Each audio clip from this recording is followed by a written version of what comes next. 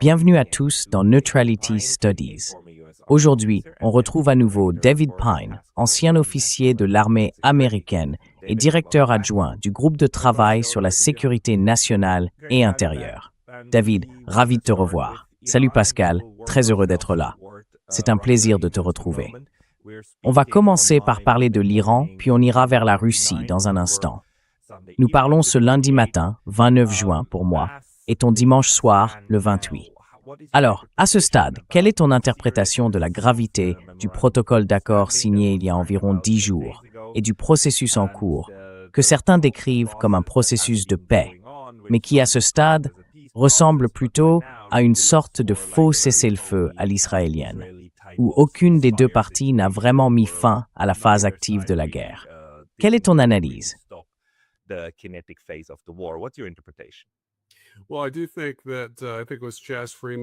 Je crois que c'est Chas Freeman qui a parlé d'un cessez-le-feu à la manière israélienne, autrement dit un cessez-le-feu qui n'en est pas vraiment un, qui n'est pas appliqué, ni vraiment respecté.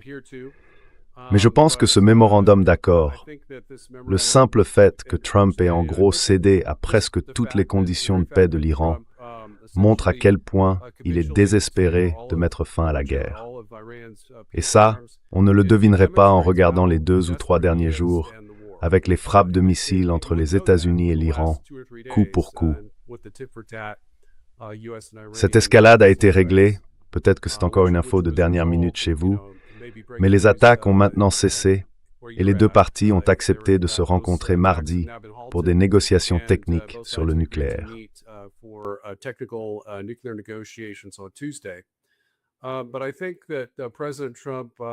Mais je pense que le président Trump, vous savez, il a tenté de corriger le cap, mais il n'a pas vraiment réussi à s'y tenir.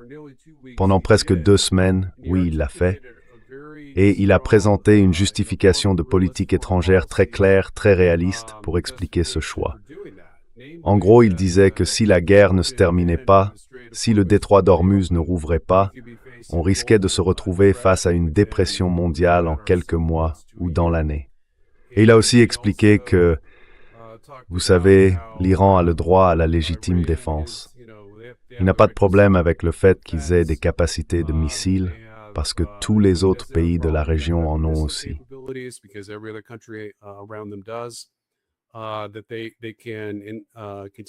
Qu'ils peuvent continuer à enrichir de l'uranium jusqu'à 3,67% pour des usages liés à l'énergie nucléaire. Et vous savez, il a vraiment parlé de l'Iran comme d'un pays normal, ce que les réalistes en politique étrangère, comme vous et moi, savions depuis le début. Mais apparemment, pour lui, c'était une découverte. Vous savez, la vision néoconservatrice, bien sûr, c'est que l'Iran, c'est la République islamique d'Iran, que ses dirigeants sont fous, suicidaires, irrationnels. Or, cette guerre a prouvé que rien de tout cela n'était vrai. Parce que l'Iran avait, vous savez, au moins 5 façons différentes d'intensifier le conflit, y compris, bien sûr, des attaques de missiles hypersoniques et supersoniques qui auraient pu couler plusieurs navires de guerre américains, des destroyers, voire même l'USS Abraham Lincoln.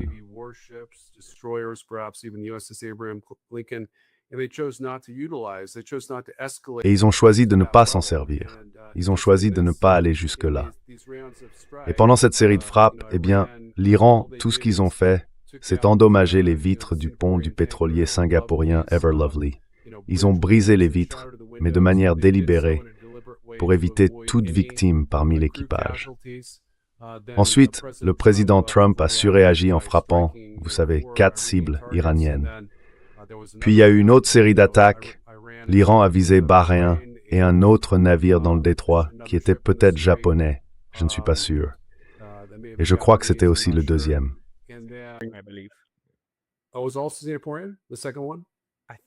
Je pense que oui, mais bon. Enfin bref, c'était pas un navire battant pavillon américain. C'était un navire sous pavillon d'un pays tiers, oui. Exactement. Donc c'est un navire neutre d'un pays tiers. D'après ce que je comprends, ils ont été très prudents pour ne pas frapper directement les États-Unis ni leurs bases militaires. Et on comprend pourquoi. Ils ont, disons, entre 4 et 500 milliards de raisons de ne pas relancer une guerre totale avec l'Iran. Parce que nous nous sommes engagés à leur fournir environ 300 milliards de dollars pour un fonds de reconstruction, financé non pas par les contribuables américains, mais par des entreprises privées et des investisseurs. Et puis il y a aussi la libération de leurs avoirs gelés, entre 100 et 200 milliards de dollars. Moi, je pensais que c'était 100 milliards, mais selon le vice-président J.D. Vance, il aurait entendu dire que ça pourrait aller jusqu'à 200 milliards. Je pense que Trump a globalement investi dans l'idée de mettre fin à la guerre et de s'assurer que le détroit reste ouvert, au moins sur le plan technique.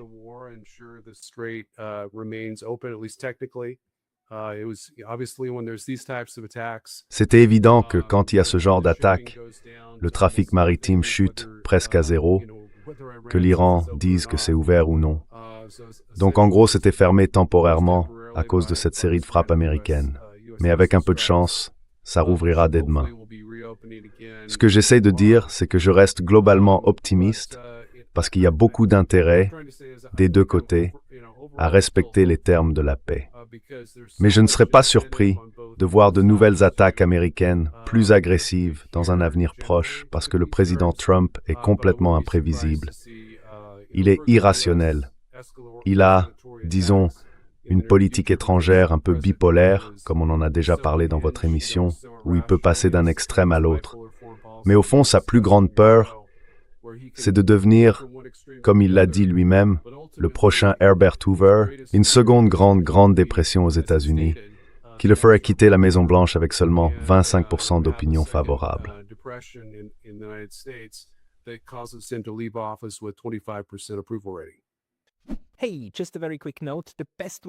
Salut, juste une petite note rapide. La meilleure façon de soutenir cette chaîne, c'est de t'abonner gratuitement à ma newsletter sur Substack. Tu peux aussi aider avec un abonnement payant ou en achetant quelques-uns de nos nouveaux produits sur neutralitystudies.com. Les liens sont juste en dessous. À très vite là-bas. Alors, tu sais, il y a beaucoup de discussions sur Internet à propos de ce protocole d'accord. Certains se demandent si Trump et son équipe le prennent vraiment au sérieux, comme une vraie politique qu'ils veulent mettre en œuvre, ou si ce n'est qu'une de ces idées diplomatiques, tu vois, un de ces jeux diplomatiques destinés à tromper l'autre camp.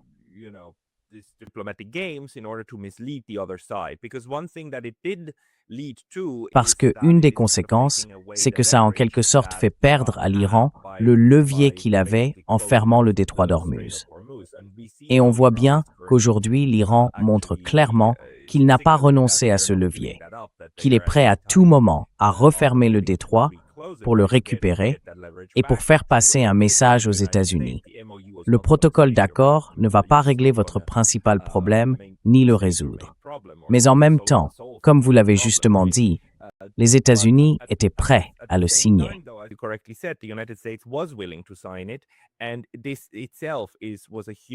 Et ça, en soi, c'était déjà une sorte d'aveu public, tu vois, adressé à des gens comme nous, à tout le monde dans les médias, que les choses ne se sont vraiment pas passées comme prévu quand cette opération a été annoncée le 28 février de cette année. Donc, si je comprends bien ton analyse, c'est qu'il veut vraiment mettre fin à la guerre et que la peur d'une dépression économique est suffisamment forte pour l'emporter sur les tendances néoconservatrices qui existent encore dans son administration. Je veux dire Rubio et les autres, Hegseth, et même les éléments sionistes au sein du gouvernement, surtout Hegseth. Donc selon toi, le désir d'éviter une dépression économique comparable à celle de 1929 prend le dessus sur toutes ces autres tendances. C'est bien ça?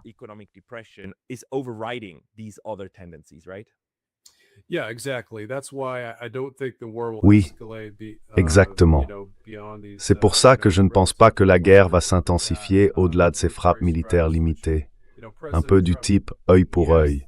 Le président Trump, lui, pense que si l'Iran attaque, il faut riposter 2 fois plus fort pour leur donner une leçon. Mais le problème, c'est qu'il n'y a pas de solution militaire. La guerre elle-même a montré que l'Iran a en gros la supériorité dans l'escalade conventionnelle. Ils ne l'ont pas sur le plan nucléaire. Bien sûr, nous avons une supériorité nucléaire écrasante. Leur arsenal nucléaire, s'il existe, reste très limité. En revanche, ils ont la capacité de garder indéfiniment le contrôle du détroit d'Ormuz, du golfe Persique. La marine américaine, pourtant la plus puissante force navale conventionnelle au monde, n'a pas réussi à les en déloger.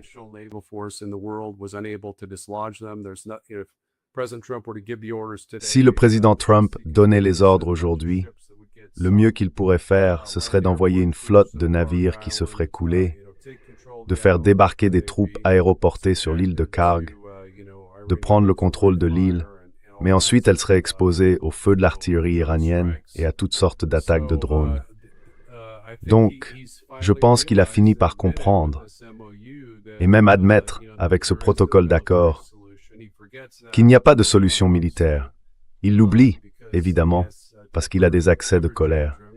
Mais au fond, je pense que la vision réaliste va devenir de plus en plus dominante à la Maison-Blanche en ce qui concerne l'Iran, pour les raisons qu'on vient d'évoquer.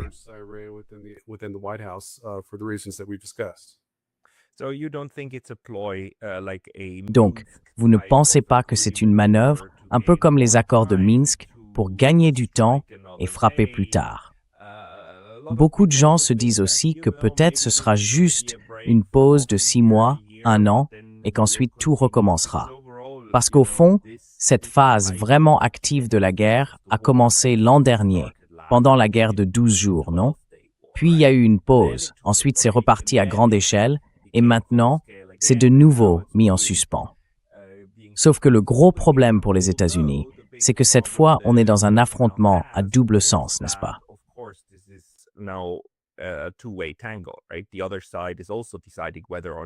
L'autre camp est aussi en train de décider s'il veut ou non mettre fin à la violence. Et moi, j'interprète ce qui s'est passé ces derniers jours, avec cet échange de coups entre l'Iran et les autres, comme un message très clair de Téhéran. Non, non, non. Si vous ne respectez pas le protocole d'accord, y compris en ce qui concerne le Liban, alors on relance la phase militaire. Point final. Donc, vous reprenez votre petit chien israélien, vous le rattachez à sa laisse, d'accord, et vous le sortez du Liban. Est-ce que vous pensez que les États-Unis vont être obligés de faire ça maintenant?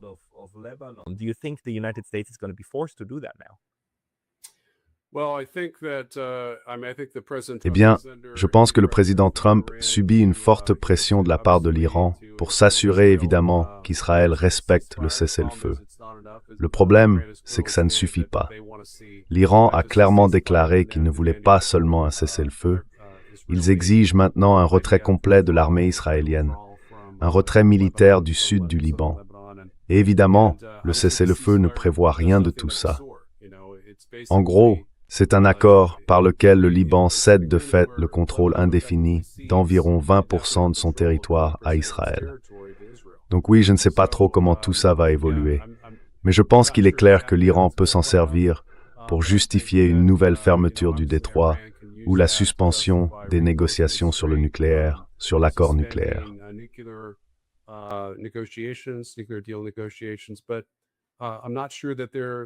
Mais je ne suis pas sûr qu'ils vont le faire.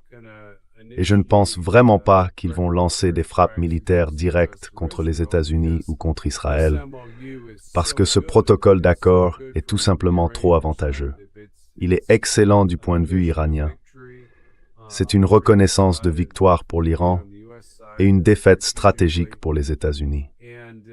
Il leur donne tout le financement nécessaire pour annuler complètement la campagne de pression maximale menée par le président Trump et potentiellement pour lever toutes les sanctions que nous avons imposées à l'Iran depuis presque un demi-siècle.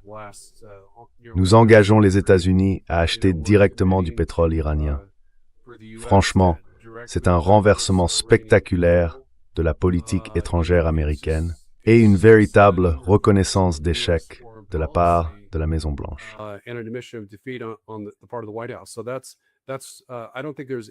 Donc, je ne pense pas qu'il y ait la moindre raison ni la moindre explication logique pour imaginer que ce soit une sorte de manœuvre trompeuse de la part du gouvernement américain pour, disons, gagner du temps afin de reconstruire notre arsenal de missiles ou quelque chose du genre. Je pense que le président Trump a été d'après les informations désespérées, de sortir de la guerre depuis au moins le 21 mars. Donc voilà, il a évidemment essayé d'amener l'Iran à accepter ces conditions de paix, qu'il appelait les conditions Maxwell. Et quand il a finalement compris que ça n'arriverait jamais vers le 11 juin, il a signé l'accord officiellement le 17 juin dans la Galerie des Glaces au château de Versailles. Ce qui est assez ironique, parce que bien sûr, c'est là que le traité de Versailles a été signé, celui où l'Allemagne a capitulé sur la base d'un plan de paix convenu par Woodrow Wilson.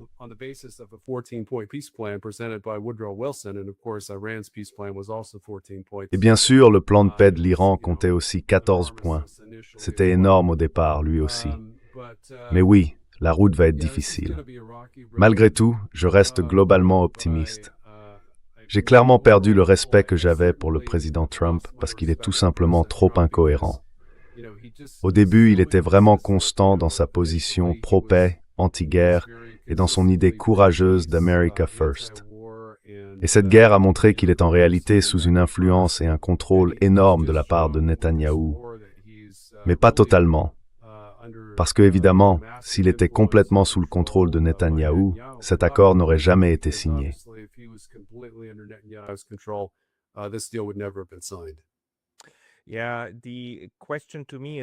Oui, la question pour moi, c'est évidemment de savoir ce que l'Iran va tirer de la situation actuelle. Parce que, vous savez, le Liban fait bien sûr partie intégrante du point numéro 1 du plan de paix en 14 points. Maintenant, si les États-Unis commencent à dire qu'ils n'ont aucun contrôle sur Israël et qu'Israël et le Liban trouvent un accord séparé, alors, eh bien, le premier point est déjà rompu, non? Donc, est-ce que c'est là que l'Iran va commencer? Parce qu'après, peut-être que le point numéro 2, puis le point numéro 3 seront eux aussi remis en cause. Et peut-être que les 300 milliards ne seront pas versés. Peut-être même que ce sera encore moins. Et peut-être qu'au final, la vraie question pour l'Iran, ce sera celle de la vérifiabilité, non?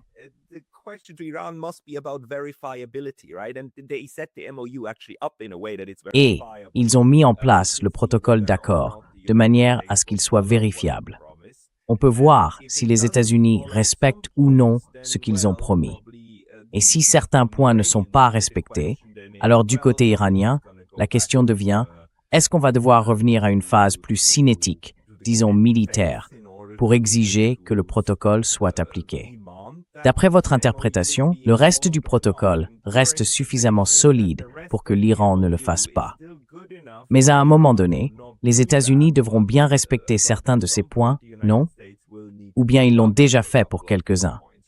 Par exemple, les troupes et les navires sont en train d'être retirés en ce moment des environs de l'Iran.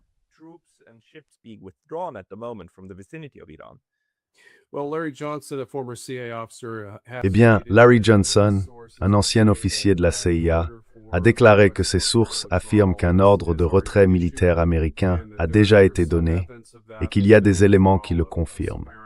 Certains moyens aériens ont été retirés et peut-être aussi quelques moyens navals par rapport au niveau d'il y a seulement 2 semaines. Mais évidemment, comme l'a dit le vice-président J.D. Vance, nous allons maintenir une présence aérienne et navale solide.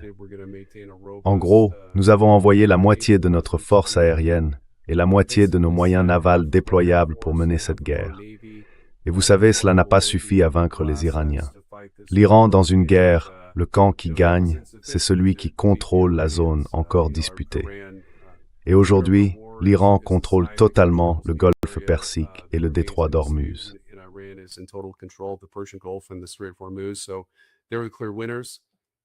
Donc, ce sont clairement les grands gagnants de cette guerre. D'après les renseignements américains, ils ont conservé 70% de leurs forces de missiles, 90% de leurs installations souterraines de lancement et de production, ainsi que leurs sites de défense côtière anti-navires. Autrement dit, ils disposent encore d'une capacité militaire très solide, capable de menacer leurs voisins et de les pousser, en quelque sorte, à accepter une nouvelle sphère d'influence iranienne qui s'étendrait au-delà du Golfe et toucherait certains États du Golfe. Et cela, surtout si les États-Unis décident de retirer une grande partie de leurs forces sachant que l'Iran a détruit ou rendu inopérables entre 13 et 16 bases militaires américaines.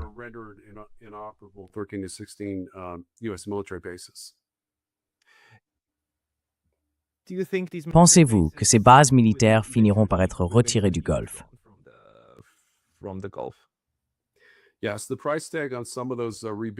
Oui, le coût de certains de ces efforts de reconstruction. Je crois que le quartier général de notre 5e flotte américaine à Bahreïn tourne autour de 5 milliards de dollars. C'est tout simplement des montants énormes d'investissement qu'il faudrait pour tout reconstruire. Évidemment, le budget de la défense proposé par le président Trump s'élève à environ 1500 milliards de dollars, mais c'est encore très incertain. Il n'a absolument aucun soutien bipartisan et il est peu probable qu'il soit adopté en l'état.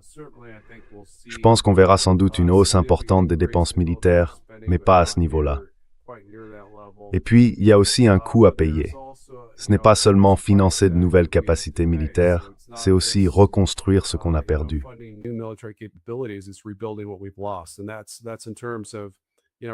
Et ça, c'est en ce qui concerne la reconstruction d'environ la moitié, presque 50%, de notre arsenal de missiles conventionnels, y compris les missiles offensifs et aussi les intercepteurs de défense antimissiles sur ces bases. Je pense que certains d'entre eux seront probablement reconstruits, mais en gros, ce que je comprends, c'est que les États-Unis prévoient de déplacer la plupart de nos moyens militaires hors de portée, aussi loin que possible des missiles iraniens. Donc Bahreïn est bien trop proche de l'Iran.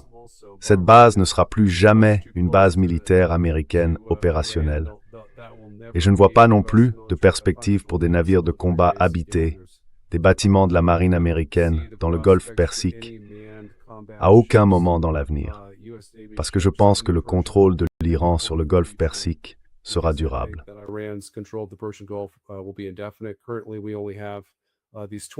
En ce moment, on n'a que ces bateaux drones de 7 mètres, des drones autonomes que vous ou moi pourrions sans doute acheter pour 30 ou 50 000 dollars.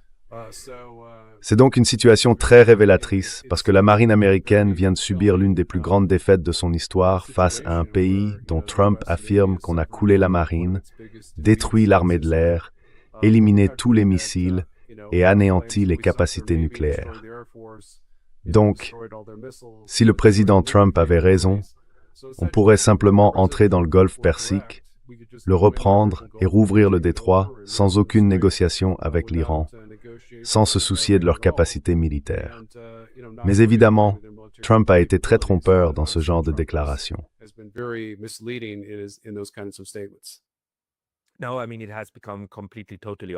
Non, je veux dire, c'est devenu complètement, totalement évident maintenant que la plupart des choses qu'il a dites sur la façon dont les États-Unis perçoivent l'Iran sont totalement fausses, non? Donc on peut écarter tout ça sans problème. Mais en revanche, ce qu'on ne peut pas écarter, c'est bien sûr la stratégie à venir. Le fait qu'il y aura une stratégie future de l'administration Trump et des administrations qui suivront. Il n'y a aucune raison de penser que ce ne sera pas le cas. L'un des hommes dont le destin politique personnel est en jeu en ce moment, c'est Donald Trump lui-même. Il a plus de 80 ans et c'est son deuxième mandat. En gros, ce seront les 2 ans et demi restants de sa présidence, n'est-ce pas?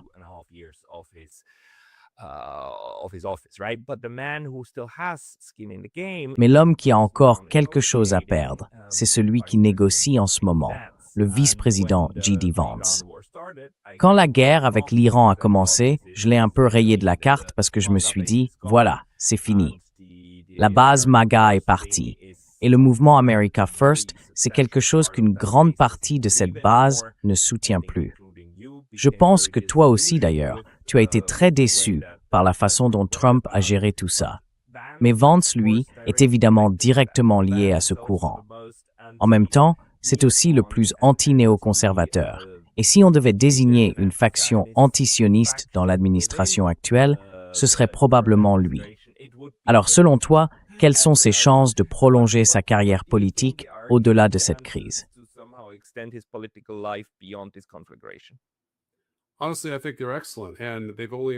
Honnêtement, je pense qu'ils sont excellents et qu'ils se sont encore améliorés depuis la décision de Trump de mettre fin à la guerre avec l'Iran dans des conditions défavorables.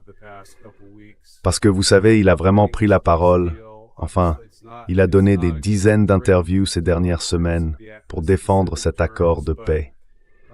Évidemment, ce n'est pas un accord parfait sur le plan des termes précis, mais sur le plan stratégique, c'est celui qui a le plus de sens. En réalité, les États-Unis n'ont pas d'autre option. C'est en gros la meilleure des mauvaises solutions parmi celles qu'on a. Et vous savez, il a vraiment été la voie de la paix. On sait d'après le New York Times et d'autres enquêtes qu'il avait un mauvais pressentiment à ce sujet.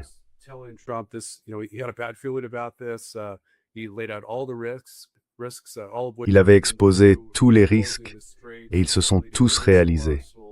La fermeture des détroits, l'épuisement de nos stocks de missiles, les frappes iraniennes, les attaques de nos alliés, la destruction de bases militaires américaines. Ironiquement, c'était justement la raison invoquée par Trump et Rubio pour lancer la guerre. Il fallait, disait-il, empêcher des attaques contre nos bases. Alors qu'en réalité, notre entrée en guerre a garanti leur destruction. C'était donc une décision vraiment insensée, totalement contre-productive de la part de la Maison-Blanche. Mais vous savez, je pense que cette guerre a aussi montré qu'il y avait des voix comme Sean Hannity et même Lindsey Graham, des néoconservateurs endurcis, des sionistes convaincus, qui ont simplement suivi le mouvement. Et puis, le président Trump a fait un virage à 180 degrés en disant « on va détruire l'Iran ».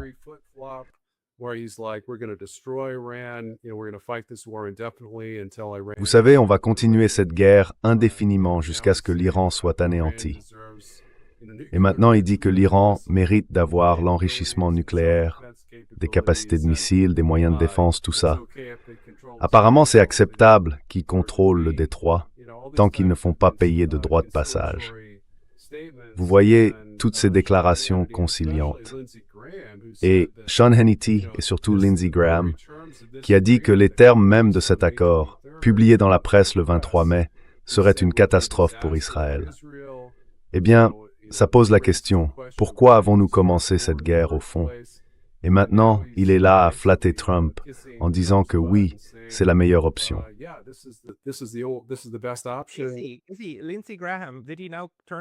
Lindsey Graham, est-ce qu'il a vraiment changé d'avis maintenant?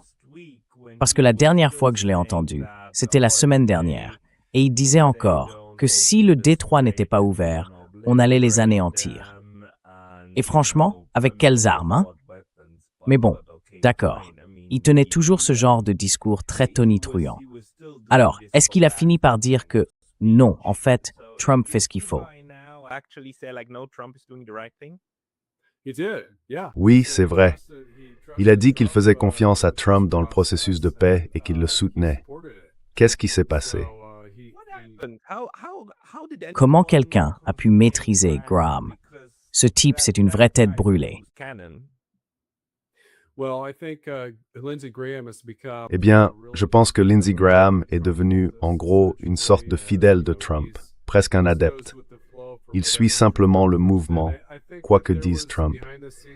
Et je crois qu'il y a eu des discussions en coulisses où le président Trump a dit quelque chose comme « Voilà ce qui se passe, peu importe si vous me critiquez, je le fais ».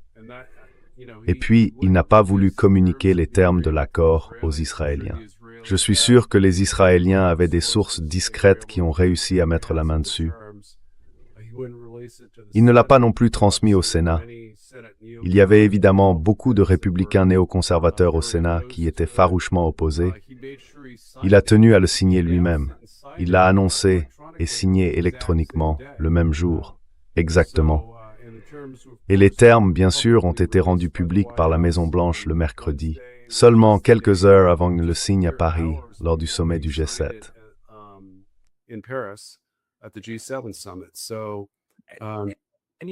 Donc, si on le dit comme ça, il se peut que ce soit justement important qu'il ait été en dehors de Washington. Comme ça, les autres ne pouvaient pas interférer, non? Il avait peut-être la liberté de dire « OK, mettez ça sur mon bureau maintenant, pendant que je suis loin de ce cirque. » Et Graham ne pouvait pas débarquer dans mon bureau avant que je le fasse. Tu penses que c'est possible? Envisageable? ou que c'est juste une coïncidence parce qu'il était au G7?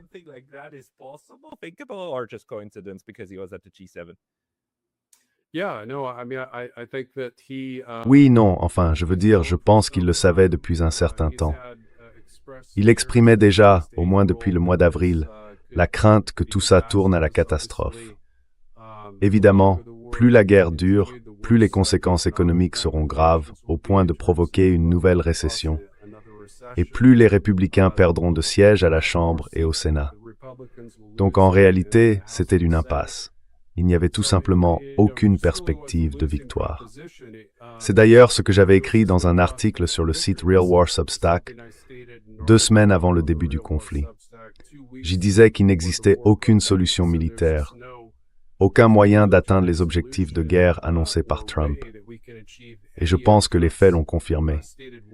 Il avait 6 objectifs de guerre différents. Aucun n'a été atteint. Le plus proche qu'il ait pu réaliser, c'était, disons, couler les 11 bâtiments de surface de la marine iranienne.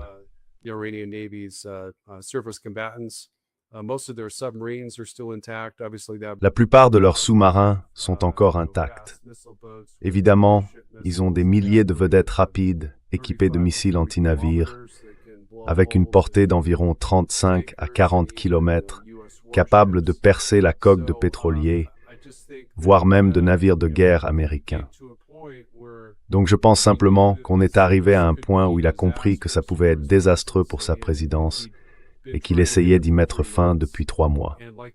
Et comme vous l'avez dit, peut-être qu'en s'éloignant de la Maison-Blanche, il s'est senti plus libre de dire clairement à ses alliés « Voilà ce qui se passe. Il faut soutenir cette décision. Voici les éléments de langage. » Et vous savez, le vice-président Vance a évidemment pris la tête de cette communication, notamment dans les émissions du dimanche et les dernières interviews de ces dernières semaines. Et c'est ça le truc avec MAGA, c'est pas une idéologie. C'est simplement ce que Trump décide que c'est. Et Trump l'a dit lui-même.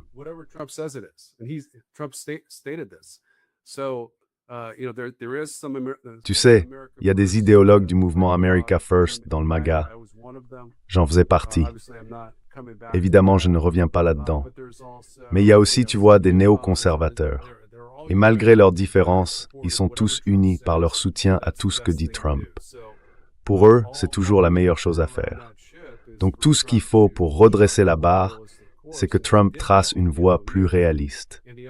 Et il l'a fait avec le protocole d'accord. Il l'a aussi fait, même s'il a lancé ses attaques qui faisaient monter la tension vendredi, puisqu'il y a mis fin 48 heures plus tard. Autrement dit, c'est lui qui a commencé l'escalade, et c'est lui qui l'a arrêté. Parce que l'Iran a été le dernier pays à attaquer des alliés des États-Unis. Je crois que c'était Bahreïn et le Qatar. Et là, il a dit « Ok, très bien, laissons-les avoir le dernier mot ». Il a compris que ça ne mènerait nulle part, que ça deviendrait des frappes de missiles quotidiennes, œil pour œil. Donc il a eu la sagesse d'y mettre fin en stoppant les frappes.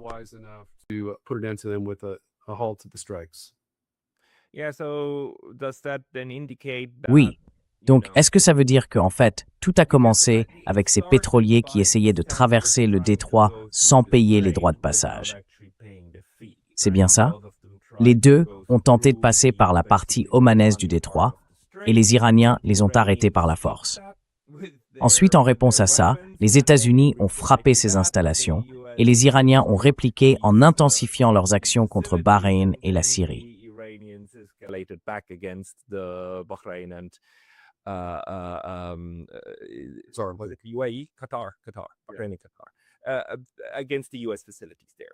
Contre les installations américaines là-bas, c'est bien ça.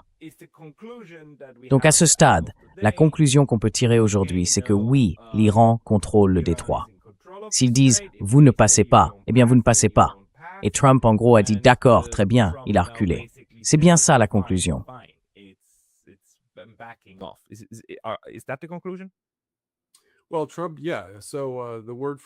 Eh bien, Trump, oui. D'après un responsable américain cité dans l'article que j'ai lu juste avant cette interview, les attaques vont être suspendues pour le moment.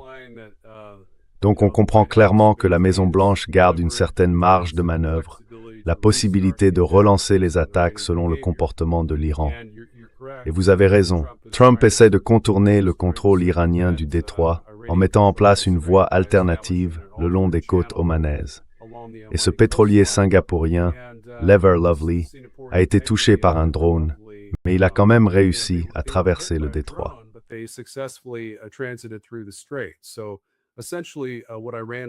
En gros, ce que faisait l'Iran, c'était pas vraiment d'essayer de causer des dégâts sérieux au navire, mais plutôt d'envoyer un tir de semonce, un avertissement. Parce qu'en réalité, tout ce dont ils ont besoin, ce sont ces tirs d'avertissement. La dernière fois, quand 2 destroyers américains ont tenté d'entrer dans le Golfe le mois dernier, il leur a suffi de les encadrer avec des drones et des missiles de chaque côté du navire. Juste pour montrer que vous voyez, on pourrait vous détruire, on pourrait vous frapper si on le voulait. C'est un signal stratégique. Si vous continuez à traverser le détroit, on vous frappera. Et ce message à lui seul suffit, selon l'Iran, à pousser les navires à éviter d'être touchés et à passer par le couloir qu'ils ont désigné.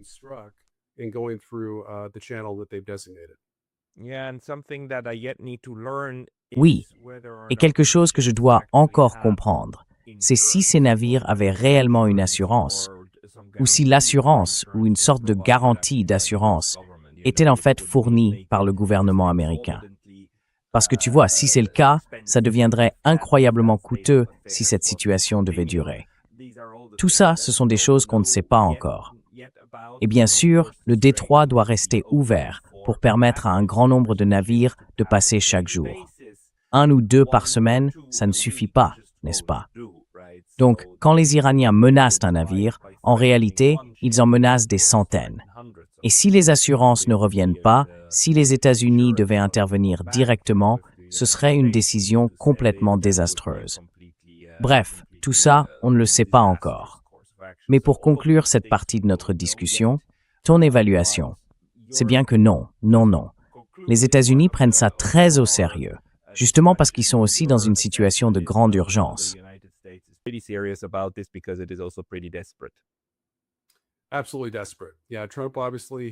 Totalement désespéré. Oui, Trump, évidemment, il présente tout ce qu'il dit comme une victoire. Vous savez, il a affirmé que le protocole d'accord que moi j'ai considéré comme une reddition conditionnelle des États-Unis face à l'Iran était en réalité une reddition inconditionnelle de l'Iran aux États-Unis. Donc il transforme toujours ça en victoire. Tout ce qui se passe, il le présente comme une preuve que les États-Unis sont supérieurs à l'Iran, alors qu'en réalité, l'Iran s'est révélé être un concurrent presque équivalent, ou disons une grande puissance régionale. Mais oui, je pense qu'en fait, il essaie vraiment de calmer les choses.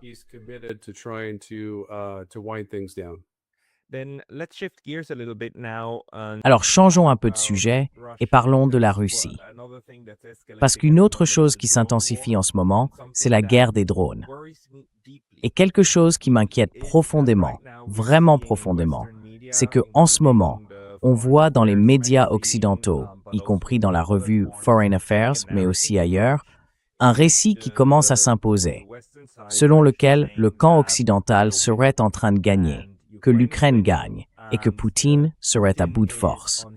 Foreign Affairs a littéralement publié un numéro avec Poutine en train de se noyer, et le titre disait en gros « Méfiez-vous de l'homme qui se noie ». Vous voyez, il se noie, il perd, mais il pourrait réagir violemment, et ainsi de suite. Et pour moi, tout ça ressemble beaucoup à une préparation à une escalade de la guerre, une escalade qui pourrait très bien être provoquée. Tous ces drones qui frappent Moscou et le reste, ce sont d'énormes provocations qui risquent de déclencher une contre-attaque sur le territoire de l'OTAN. Comment voyez-vous ce qui se passe en ce moment sur le théâtre russe?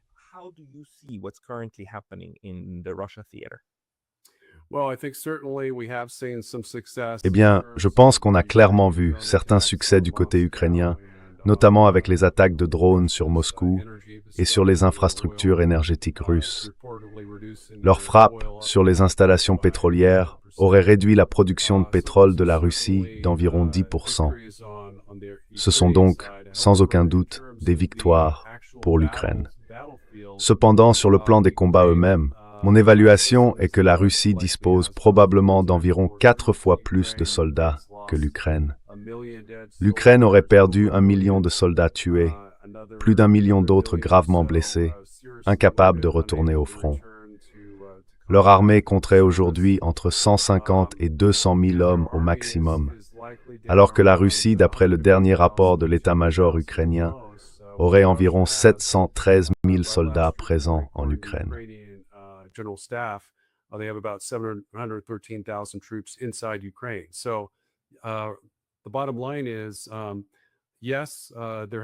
En résumé, oui, il y a bien eu, vous savez, des menaces russes de frappe de missiles conventionnels, voire nucléaires, contre des pays de l'Union européenne à cause de leur soutien continu à l'Ukraine, notamment en matière de renseignements offensifs, de drones et de missiles. Mais au fond, la Russie n'a aucun intérêt à mener des frappes directes contre l'Union européenne. Ça ne lui servirait à rien. Depuis le début, sa stratégie, c'est plutôt de lancer une vaste offensive par le nord, soit pour prendre tout le nord de l'Ukraine sur la rive gauche du Dnipro, soit pour réenvahir Kiev directement.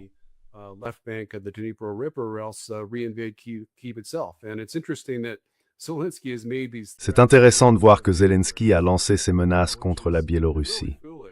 À mon avis, c'est vraiment une erreur, parce qu'évidemment, si l'Ukraine menait des attaques transfrontalières contre la Biélorussie, Poutine serait obligé d'envoyer 200 à 300 000 soldats russes pour réenvahir Kiev. Et dans ce cas, la guerre serait terminée en 30 à 60 jours, parce que c'est toujours comme ça qu'on a réussi à faire capituler l'Ukraine. Il y a en réalité 2 options. La première, ce serait de faire exploser une arme nucléaire de faible puissance au-dessus de Kiev, une explosion qui ne tuerait personne, mais blesserait plusieurs milliers de personnes, et qui ferait une peur bleue à Volodymyr Zelensky, le dictateur sans élection en Ukraine. Mais la manière plus classique, ça a toujours été une offensive par le nord, qui pourrait passer soit par l'oblast de Sumy, soit par celui de Tchernihiv, ou même par l'oblast de Kiev lui-même, et ça forcerait l'armée ukrainienne à évacuer toutes ses positions dans le Donbass, dans le sud-est du pays.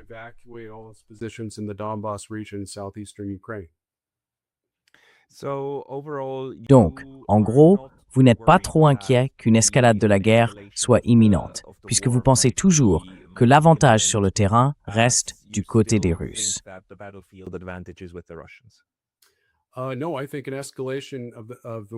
Non, je pense qu'une escalade de la guerre est très probable. Simplement, je ne crois pas que cette escalade viendra de frappes directes de la Russie contre l'Union européenne. À mon avis, elle se produira en Ukraine. Plusieurs signes montrent que Poutine subit une pression politique intérieure beaucoup plus forte pour, disons, terminer la guerre sur une victoire claire d'ici la fin de l'année. Donc, selon mon analyse, on risque de voir une grande offensive russe venant du nord, probablement pas vers Kiev. Je pense plutôt que ce serait à nouveau sur Sumy et Tchernihiv, ce qui obligerait la plupart des troupes ukrainiennes à se replier de l'autre côté du fleuve. Je ne pense pas que les Russes iront jusqu'à Odessa. Je sais que beaucoup d'autres analystes, comme le colonel Lex McGregor, disent que les Russes veulent Odessa. Moi, je ne crois pas que ce soit leur objectif. Je ne pense même pas qu'ils veuillent Kiev. Mes sources russes me disent que si Poutine n'a pas relancé d'offensive sur Kiev, comme il avait pu le faire au début de la guerre, ce qui avait presque poussé Zelensky à signer l'accord d'Istanbul, avant de décider, de façon assez incompréhensible, de retirer toutes les forces russes du Nord, soit environ 30% du territoire alors occupé, c'est parce qu'il craint que l'OTAN n'intervienne directement, militairement, s'il le faisait.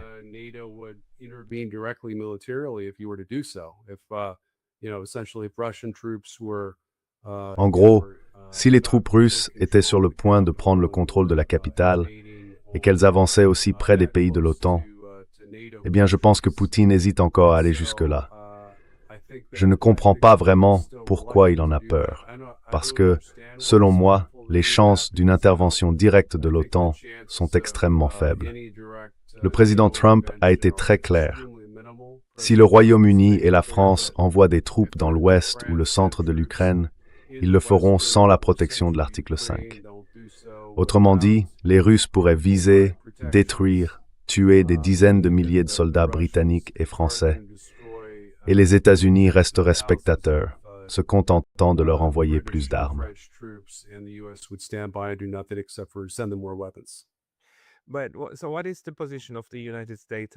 Alors, quelle est la position des États-Unis en ce moment?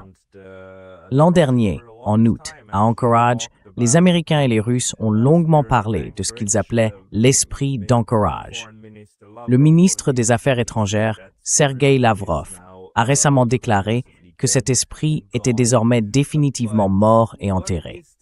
Mais alors, quelle est l'approche américaine? On avait l'impression qu'un certain accord avait été trouvé à Anchorage et que les Russes attendaient qu'il se concrétise. Et encore une fois, pour eux, ça ne s'est manifestement pas produit. Que fait M. Trump?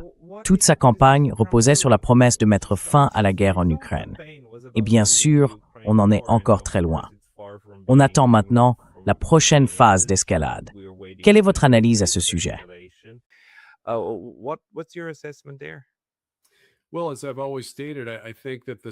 Eh bien, comme je l'ai toujours dit, je pense que la solution a toujours été d'envoyer J.D. Vance rencontrer les Russes pour négocier un accord de paix bilatéral.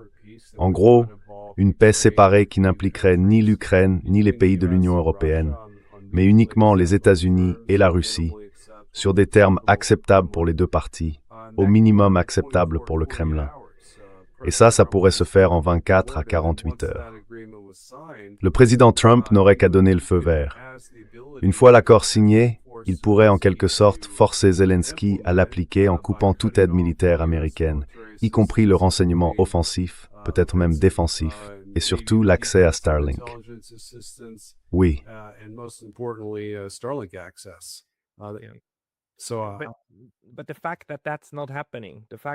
Mais le fait que ça ne se produise pas, le fait que depuis 1 an et demi, ça ne se produise toujours pas, alors que c'est quelque chose qui pourrait effectivement faire. Je veux dire, c'est ce qu'on pensait qu'Anchorage allait permettre. Mais finalement, ça n'a pas été le cas. Est-ce que ça ne montre pas que malgré toutes les possibilités qu'un président a pour agir d'un simple coup de stylo, l'appareil de la Maison-Blanche et plus largement le monde politique de Washington ne le lui permet tout simplement pas?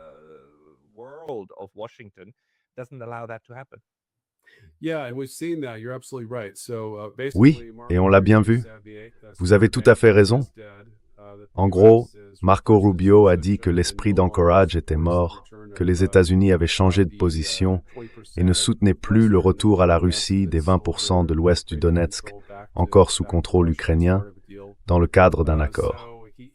Il a donc déclaré que nous n'étions pas un médiateur neutre et que nous ne faisions même pas semblant de l'être. Évidemment, les États-Unis n'ont jamais été un médiateur neutre. Nous avons toujours combattu aux côtés de l'Ukraine et nous nous sommes engagés à fond dans cette voie.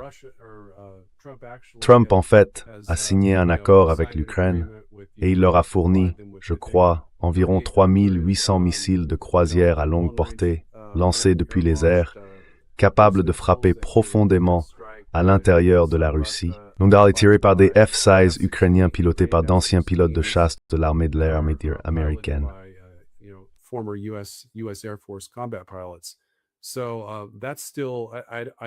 Je n'ai pas vu qu'il y ait eu de livraison à ce sujet, mais il est clair qu'on observe un retour du côté néoconservateur en ce qui concerne le soutien des États-Unis à l'Ukraine. Cela dit, le montant de l'aide militaire américaine à l'Ukraine a globalement diminué d'environ 80%. Aujourd'hui, on leur donne seulement autour de 12 milliards par an. L'an dernier, en 2024, sous Biden, on leur en donnait 61 milliards par an. Et tout passe par des intermédiaires. En théorie, on ne fournit plus d'aide militaire directe à l'Ukraine. Tout transite par les pays de l'OTAN.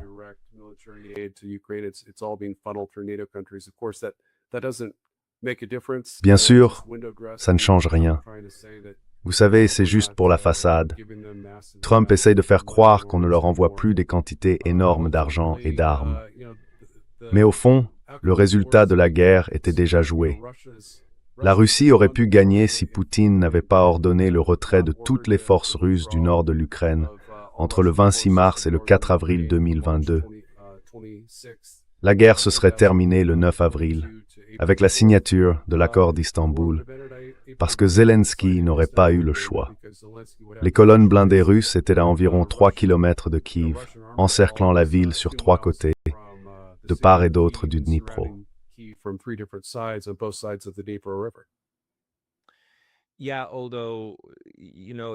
Oui, même si, vous savez, pour moi, gagner la guerre, pour la Russie, ça a toujours voulu dire parvenir à un accord politique avec l'Ukraine et avec l'Occident, afin de mettre en place une forme de structure de sécurité. Je veux dire, la guerre n'est pas vraiment terminée tant qu'elle n'est pas finie pour de bon. Toute l'affaire d'Istanbul, c'était justement ça. Forcer un accord que les deux camps seraient ensuite obligés de respecter. Et pour l'Ukraine, ça aurait été une neutralité vérifiable, n'est-ce pas? En clair, qu'elle ne rejoigne pas l'OTAN. Point final. Mais on en est très loin aujourd'hui. Et il me semble que plus ça dure, on en est maintenant à la 5e année, plus on se rapproche de ce qu'Hillary Clinton avait évoqué dès le tout début, en février 2022. Faire de ce conflit un nouvel Afghanistan pour les Russes. En gros, prolonger la guerre le plus longtemps possible.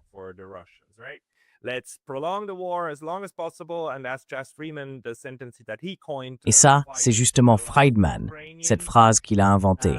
Se battre jusqu'au dernier Ukrainien pour s'assurer que la Russie soit constamment en train de saigner. Et comme on le voit aujourd'hui, les Russes saignent, pendant que les Européens essayent de se réarmer. Alors, est-ce que ça va vraiment marcher? C'est une autre question. Mais les Européens ont le temps de se réarmer pendant que les Russes s'épuisent. Si on regarde ça dans la perspective d'une guerre plus large, disons d'ici 2030 ou 2035, eh bien, ça ne s'annonce pas très bien pour la Russie. Et je suppose qu'une partie de l'establishment russe comprend en effet que ce scénario est possible. Non? Une fois que l'Ukraine sera complètement à bout, il pourrait simplement étendre la guerre à tout le continent. Comment voyez-vous cette crainte?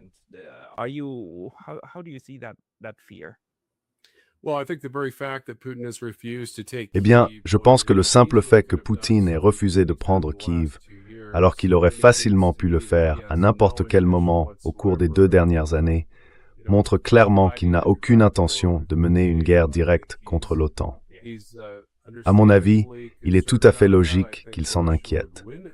Je pense que la Russie gagnerait une telle guerre, mais à un prix très élevé. Donc, Poutine agit de manière rationnelle et mesurée.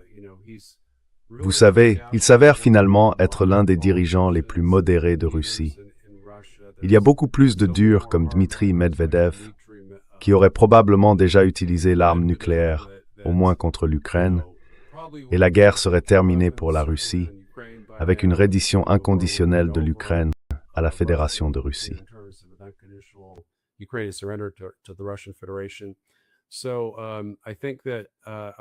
Je pense que, enfin, je le pense vraiment. Je ne veux pas dire que vous êtes à l'abri de frappes russes, mais je crois que les frappes seraient plutôt, disons, dans le domaine spatial. La Russie s'en prendrait aux satellites occidentaux, avec de vastes cyberattaques. Peut-être pas massives au début, mais quand même de grandes cyberattaques russes. On n'a pas vu ça. C'est quelque chose que je pensais voir dès le départ contre l'Ukraine, mais pour s'assurer que la Russie les batte en quelques semaines, puisque c'est ce que les services de renseignement américains prévoyaient à l'époque. Donc clairement, Poutine a obligé l'armée russe à se battre avec une main attachée dans le dos.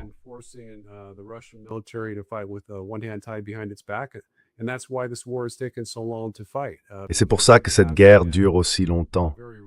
Il a été très réticent à, disons, la gagner trop vite, de peur qu'une intervention militaire de l'OTAN ne se déclenche.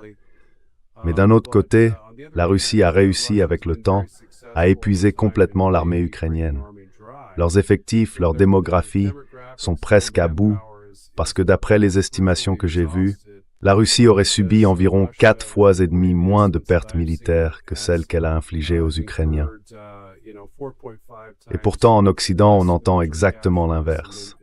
on nous dit que l'Ukraine, malgré le fait qu'elle soit largement inférieure en nombre, 5 contre 1, 4 contre 1, parfois 10 contre 1 en artillerie, 12 contre 1 en avion de chasse, continue de tenir.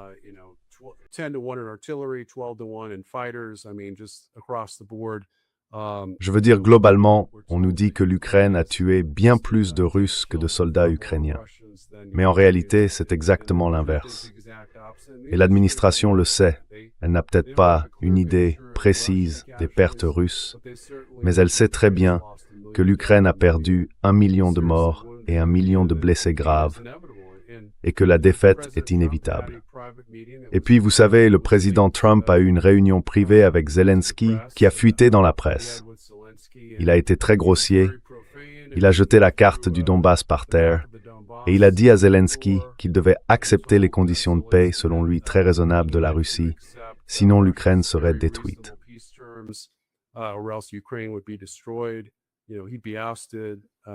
Tu sais, il serait écarté immédiatement, sans hésitation. Et puis, il est sorti de cette réunion en répétant les arguments de Zelensky, en disant qu'on ne devrait pas abandonner la région du Donbass. Tu vois, c'est seulement 1% du territoire ukrainien. Donc le président Trump, il montre qu'il a un certain courage politique, en tout cas dans les réunions privées. Évidemment, il a déjà engueulé Benjamin Netanyahou. Mais ensuite, quand il sort de la réunion, il montre en réalité très peu de courage politique.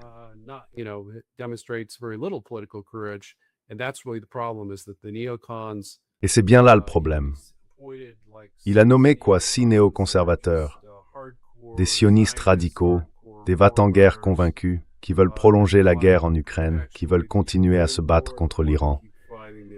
Du coup, il s'est un peu piégé lui-même, parce que tous les conseils qu'il reçoit vont dans ce sens. À part J.D. Vance, depuis que Tulsi Gabbard est parti, c'est pratiquement seulement J.D. Vance, au niveau du gouvernement, qui lui dit qu'il faut adopter une politique plus mesurée, une politique qui nous rende plus sûrs, au lieu de mener toutes ces guerres sans fin et inutiles en Ukraine et en Iran. Ouais.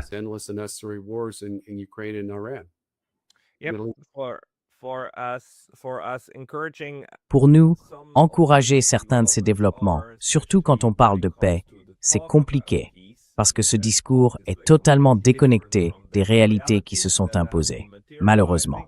Mais dans l'ensemble, les néoconservateurs sont loin d'avoir disparu de l'administration. Ils sont profondément enracinés. Et comme le disent souvent les gens de The Duran, ils n'ont pas de marche arrière, malheureusement.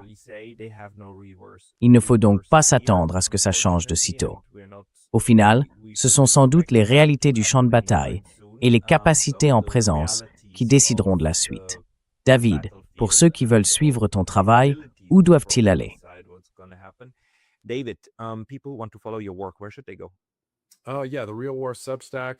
Oui, le Real War Substack, c'est là que je publie mes articles de fond, mes analyses plus approfondies. C'est sur depine.substack.com. Je le répète, depine.substack.com. Et je publie aussi tous les jours, plusieurs fois par jour, sur LNX, à America First Con. À bientôt. Je mettrai les liens dans la description juste en dessous. David Pine, merci beaucoup d'avoir pris le temps de nous parler aujourd'hui. Merci Pascal. C'est toujours un plaisir.